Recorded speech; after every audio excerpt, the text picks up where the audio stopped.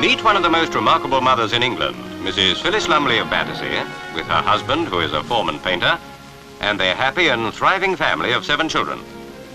Not unusual, you might think, until you realize that Mrs Phyllis Lumley has no arms.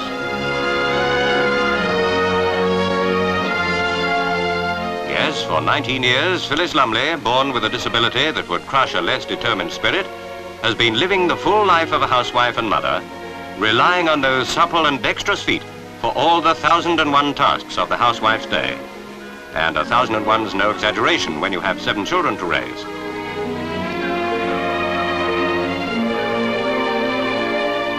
Mrs Lumley admits that when her first babies were very young, there were times when she seemed to be up against problems that were insoluble. But she learned that if she thought hard enough, she could find a way around every difficulty. After all these years of practice, she can cope as efficiently as any normal mother, doing the most astonishing things with those wonderful feet.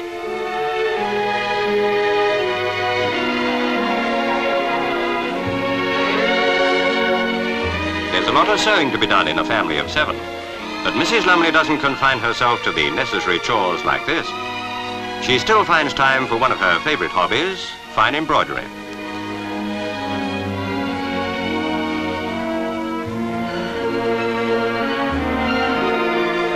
And when it's time to relax, she doesn't have to rely on anyone else for a cigarette.